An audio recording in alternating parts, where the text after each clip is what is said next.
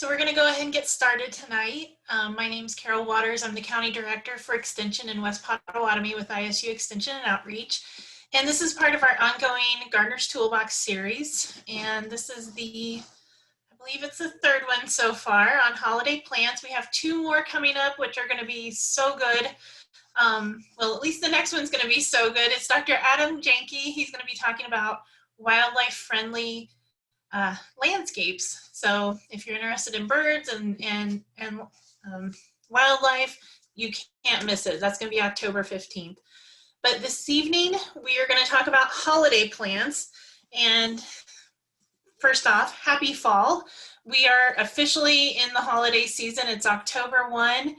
And we're going to be talking all things holiday plants tonight. And one of the reasons is some preparation needs to start happening now. So I wanted to get it in early before the holidays really started. So we're going to start right now, right here in October. And we're going to talk a little bit about pumpkins. You're starting to see pumpkins for sale everywhere, and they're starting to mature and really looking good out there this year. So you want to harvest your pumpkins when the color fully develops, and that's whatever color it's supposed to be. If that's an orange, you want a nice deep orange, or the whites, whatever color it is, now's the time you want to harvest them when the color is fully developed. A light frost will not kill your pumpkins, but mature pumpkins should be harvested before the temperatures drop below the mid-20s. And the reason is that color will not continue to develop if you harvest them too early, and it won't develop after the light frost. So you just want to harvest them at the right time. I highly encourage you to handle the pumpkins carefully. They can get cut and bruised pretty easily, so use a nice sharp knife or some lopping shears to cut. You want to leave a 3 to 5 inch stem for a handle, because one, it's aesthetically pleasing, and secondly, it helps to stabilize it, but you don't really want to carry your pumpkins by that handle, because a lot of them won't support that kind of weight, depending on the size. So once you've cut your pumpkins, you actually want to cure them, and this helps heal any cuts or bruises, and it increases the life of your pumpkin. So you want to cure them in a space about 80 to 85 degrees for about 10 days before you set them out. And in a cool, dry place at 50 to 55 degrees, and this will help lengthen their lives. And this is really useful if you're going to actually harvest the pumpkins for cooking. So you really want them cured, and you want to store them in a dry, cool place. Wanted to talk just a minute about mums. We're seeing lots of mums. We have some at the office as well. And there's really two different types of mums out there. There's florist mums and there's garden mums. And florist mums are those mums that come potted this time of year. You're not going to plant those. You're going to treat it like your annuals all summer. So you want to water it daily. You want to fertilize it weekly so it has that nice long blooming time. Now, garden mums for your fall care, these are the mums you probably planted earlier in the spring. Maybe you've had them a year or two in the ground. Those you still want to keep watering though. You want to water every 7 to 10 days, probably more like 7 right now, because we're still in a pretty serious drought around here. You don't want to cut them back in the fall. You're going to wait. That's a perennial that you're going to wait, and you're going to cut them back later.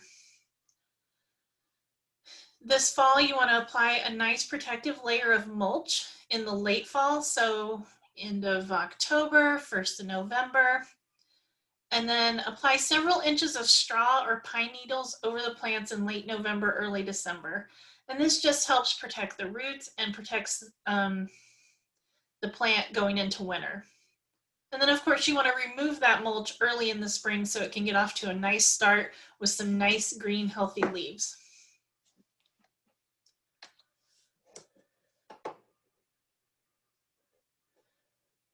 I wanted to touch on my favorite part of the fall, which is the jack-o'-lanterns. There are some tips and tricks to keeping those longer lasting. So You've probably had those jack-o'-lanterns, you were so excited to get the pumpkin, and then it started to not look so great after a couple of days. So I wanted to give you a few tricks on keeping them a little bit longer. Not a whole lot, but a little bit. First off, you want to pick a pumpkin that is hard. You don't want soft spots, because that means it's already started to break down. So you want one that's nice and hard with no blemishes. It's just like picking out any other type of produce. You want to wait until the very last minute before carving. So if you're having an early party or an early Halloween with your family, right now we're social distancing, so you might not want to have a big party, but you want to wait till that very last minute. And if you're having an early party, you may have to do it a couple of times then. Carve one early for your party, have another one for Halloween. You can use lemon juice, Vaseline, or some vegetable oil on the cut part, so on the inside, on where you've cut it, and that helps slow down browning. And it's the same principle that we use in like apples, that we add the lemon juice to keep it from browning. Same principle, it's the same action. So a little bit of lemon juice, you can put it in a spray bottle, just spray it down. Cooking oil, the same way, a little bit of vegetable oil. You also want to spray a 10% bleach solution. And what this does is it inhibits fungus growth, so it just keeps it fresher a little bit longer. And ideally you want it to be sitting out when the temperatures are in the high 50s to low 60s. Today would have been ideal. It was a beautiful high 50s type of day. This is the exact weather for pumpkins. But try to keep it away from freezing temperatures, because that does accelerate breaking down of the pumpkin. And then we highly encourage you to use the flickering light bulbs or the glow sticks. And again, that increases the longevity. The heat from a candle is actually enough to start cooking the pumpkin. And so it breaks down again faster. So extreme heat, extreme cold breaks it down. And I'm not seeing any questions. So in November, I thought we'd address some cut flowers, because a lot of times we're getting those cut flowers for our Thanksgiving tables, having our Thanksgiving table or our family table. So I wanted to talk a little bit about flowers. We usually talk about it more closer to Valentine's Day, but it's also very appropriate now. First off, if you know you're going to have a nice fresh centerpiece, make sure you wash a previously used container with hot soapy water, and that way it removes the debris and it destroys any bacteria or fungus that could shorten the life of the flowers. You really want to remove the foliage from the stems that would be below the water line. They do carry bacteria, fungi, and that can decrease the lifespan of your cut flowers. You want to go ahead and trim the bottom of the stems about a half to an inch off, and that just promotes the water uptake. The vascular system of any plant is going to heal itself, and it's going to need to be recut to promote water coming up. So you want to make sure that they're taking up water and that they'll last longer that way. You want to place your flowers in a cool, brightly lit location, and really try to keep them away from heat sources and drafts. Again, it's those temperature extremes that really do a number on our plants and flowers. And then check water daily. As long as your water is fairly clear, you're fine. You can just add more water. But if it becomes cloudy, that means there's probably a bacteria in there that's going to start decreasing your lifespan of your flowers. So you want to change it out completely when it becomes cloudy.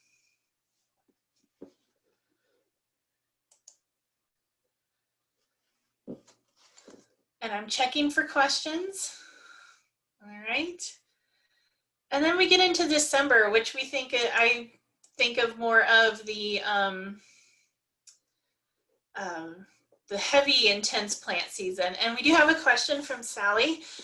Sally says, do you use just plain water or add some sort of extra fertilizer like items? That's a great question. I just use plain water, but you can use the little packets of water additive that does help extend the life of cut flowers just a little bit longer. But plain water works just fine.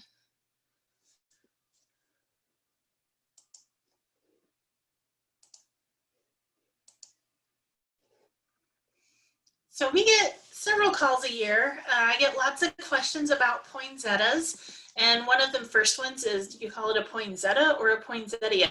And to me, it doesn't matter. It's the same plant. So you want to look for plants with a dark green foliage and brightly colored bracts. And this is a great example of that.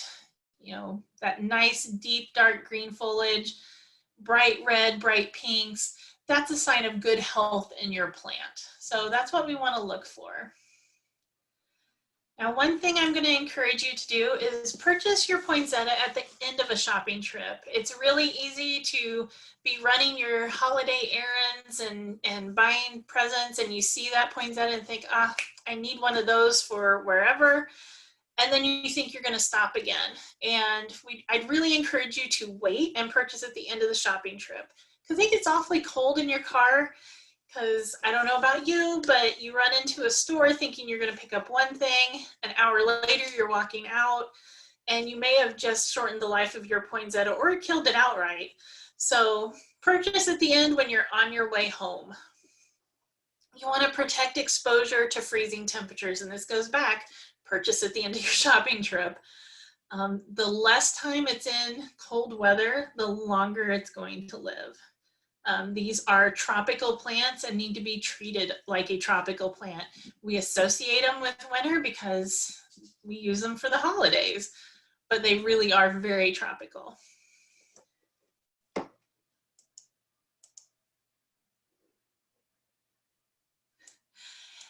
Okay, great question, Kimberly. She says she has a poinsettia from last year and it's nice and green, which is great. Congratulations. But are there any tips? And yes, I'm going to give you some here on the next slide. But if you're just getting your poinsettia, say in December, you want to place them near sunny windows. Again, tropical plants, lots of sun, but you want to keep them away from drafts or direct heat sources. The change in temperature is too extreme for poinsettias. And then check the water daily and only water when the soil is dry to the touch. And one question and one comment, you see it a lot, is that poinsettias are poisonous. And contrary to popular belief, they are not. They aren't recommended for human consumption. Typically, they're more of a choking hazard than an actual poison hazard because they're very fibrous. You're still advised to keep them out of the reach of small children and pets, mainly because they do have a milky sap that oozes that can be an irritant. So you could develop a rash. It might just be a little red, but they are not poisonous. In fact, a small child would have to eat 50 pounds of poinsettia leaves to become toxic. It's really more of the choking hazard. And you find they prefer, and Kimberly says she says they find they prefer watering with warm water. Great tip. I've not heard that before, but that's an interesting tip.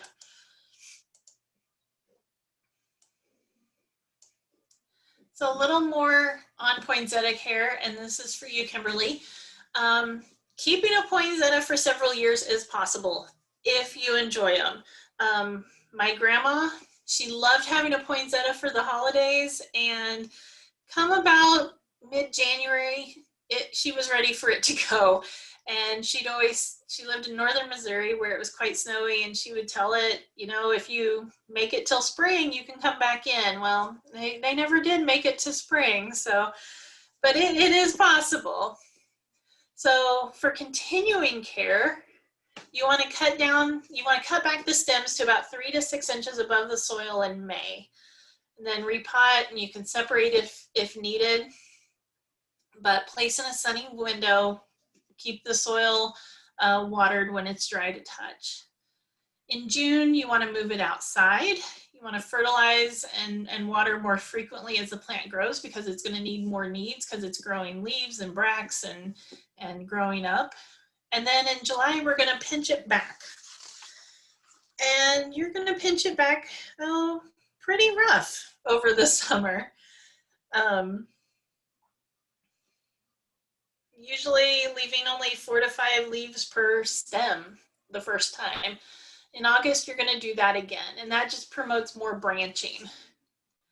September, probably it's time, and probably past time looking at the weather today, to bring your plants back indoors. And then Kimberly, this one's for you. You need to give it some short days, and that's going to help turn that plant back red on the bracts. It's a short day plant. It needs no light at night. So you're going to want to put it in a bedroom, maybe even a closet. I've done that before. Give it some light during the day, stick it in the closet at night. The more light it gets at night, the longer it takes for the short days to really take. Yes, Suzette, the plant doesn't taste good, and it does make people sick more than a poison. Exactly. And again, for small children, it's more of a choking hazard. Pets, it's obnoxious, but it won't kill them. It's the sap. It irritates their gums and inside their mouth. I don't know what it tastes like, but I'm sure it's not good.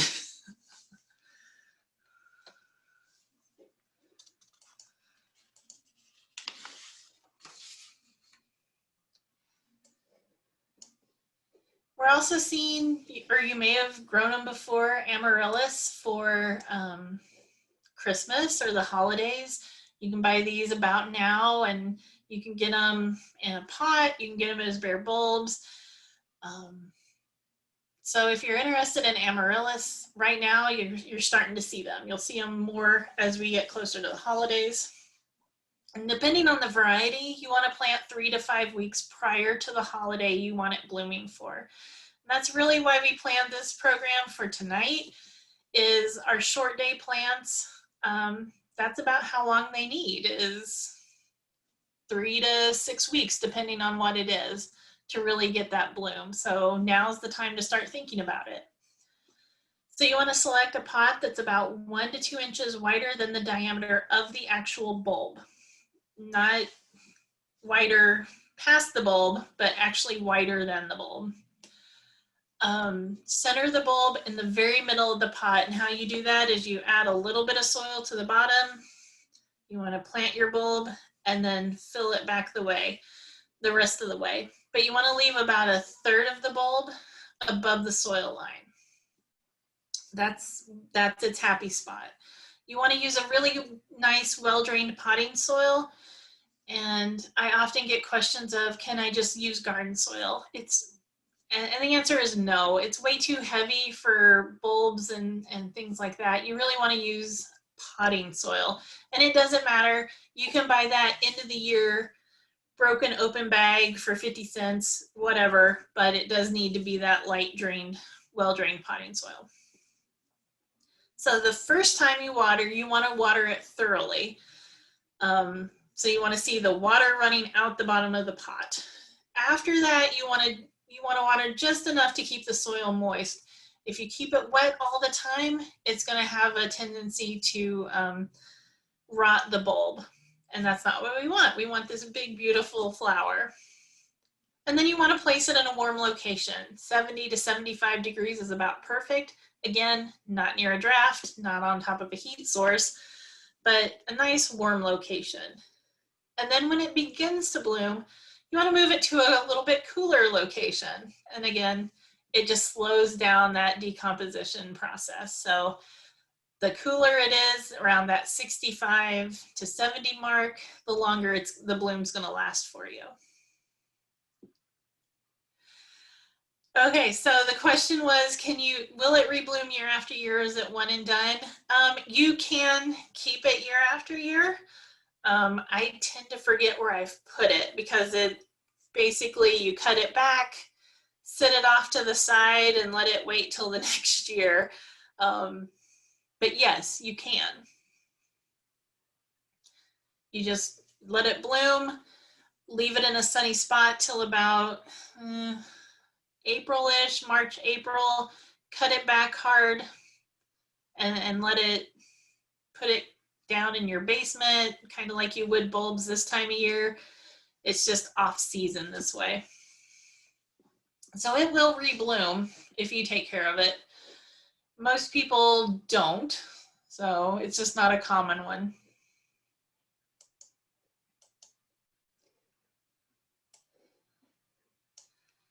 Christmas cactus. Christmas and Thanksgiving cactus. Some people call them Thanksgiving cactus. Some people call them Christmas cactus.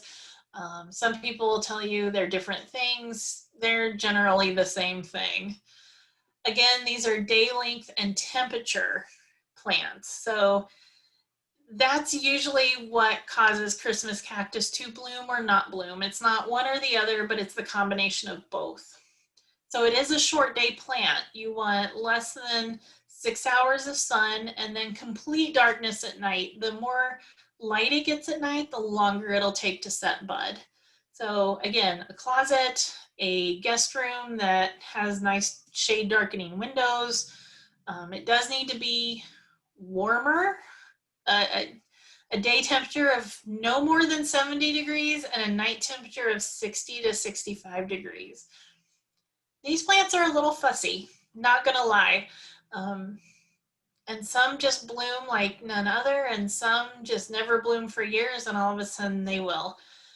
But it's really that combination of short days and really specific temperatures in days and nights. So you want to keep it a bit on the dry side. It is a cactus, and you can love it to death with water. And thoroughly water it probably every 7 to 10 days. I would err on the side of every 10 days. So you're really only watering it about 3 times a month. If you're watering it more than that, that might be a problem for you. And while the plant is setting buds, you don't want to move it because it's a really fragile plant at that point. And Christmas cactus are really notorious that you even brush past it and it drops its flower buds. So try to put it somewhere off to the side that it's not going to be bothered by kids or guests or you or cats in my case. Just where it can kind of be by itself, live its best life, and get a little tough love. And then you can move it when the flowers begin to open. It's tougher once the flowers open than when they're in bud.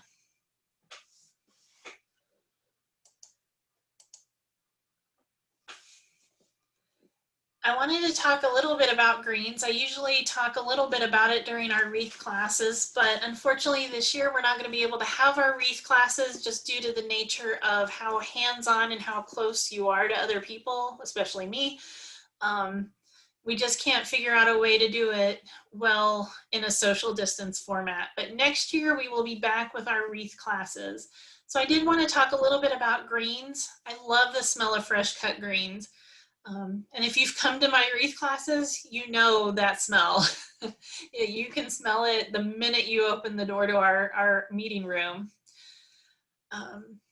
They're going to stay fresh as long as you keep them under 50 degrees. And this is what I tell folks when they make the wreath. The wreath is fine as long as it's on an outside door. If you try to bring it in your house, it's going to dry super fast. So if you bring them in, they do need to either be placed in a vase of water or placed in some floral foam in an arrangement, or just use once and toss because they get dry and brittle and become very flammable really fast. And we don't want that in your holidays. So use only flameless candles, as you know, your dry greens are the same fire hazard as a dry Christmas tree. And I want you to have the safest and happiest holidays that you can. And then Christmas trees. I love Christmas trees. My background is in conifers, so Christmas trees is a natural fit. I'd highly encourage you to find a local tree farm, and we have a lot here in Iowa. You can go to iowachristmastrees.com It's the Association of Iowa Christmas Tree Growers websites, and go pick out your own. But here's my tips for when you go pick out your own. You want to accurately measure your space, both height and width. I've seen a lot of bad things happen to good Christmas trees because people think it's kind of the same as going furniture shopping. It looks a lot smaller outside in the tree yard than it does in your house. You also want to determine the diameter of your tree stand. That gives you an idea of how big of a diameter uh, trunk you need. Because if you get it too wide and you try to taper that trunk down, now you have a falling hazard as well. So you really want to get the right tree for the right spot. How I've determined that in the past, I like to measure my space, and if you've had trees for years, you probably already know the space and how big it needs to be. But I measure from, I tell people measure from the floor to the ceiling and then take off a foot, because you're going to have a little bit from the tree stand and you want to have a tree topper. So you really want to know the limits, because we don't want you know, the Christmas tree, the Christmas movie with the tree all toppled over. So select a tree with a nice straight trunk that keeps it balanced, and it's easier to put into your tree stand that way. And if you aren't going to put up the tree immediately, you want to store it in a nice, cool, sheltered place. Often a garage works just fine for this, or if you have an outbuilding of some kind. But when you're ready to put in that tree stand, you need to cut an inch or more off the trunk to facilitate water uptake. And again, that's because vascular system needs to be opened back up. The tree has healed itself during that time between when it was cut and when it was either shipped, or if it was a fresh cut, it still has to be cut again so it can really get good water uptake. And then you want to check that water supply twice a day and add as needed. Trees will dry out super fast, and a Christmas tree can take up to 5 gallons of water a day, if depending on the temperature of your house. If you keep it a little on the cooler side, it might stay between 2 and 2.5 gallons. But if you keep it warmer in your house, it's gonna take up water a lot faster. And as soon as that tree begins to dry and drop needles, you want to move that tree on out, because then it becomes a fire hazard. Tina asks, if you cut it and get home within 30 minutes, do you think it needs to be cut again? No. You have probably a 2-hour window before it needs to be cut again. But to really, this is especially important if you go to a lot and they're pre-cut trees. If it's one you're cutting yourself and it's going immediately into the stand and in your house, you're probably okay within about 30 minutes to an hour and a half.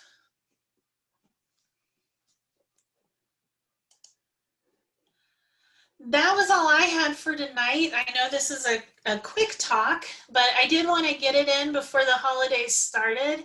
I know it gets super busy for everyone once we hit November 1st, all of those family events start happening, and it gets a little harder to make programs. So I wanted to get this out as soon as I could. Brenda, I would be happy to email you the slide deck if you'll drop me an email at my office. My email is clafaver, CLAFAVER @iastate.edu, and I'd be happy to share. We also do record these. It's being recorded, and it's going to be on our YouTube site probably tomorrow. So you can look for the West Pottawattamie Extension YouTube channel, and we'll have this up there as well. Great questions.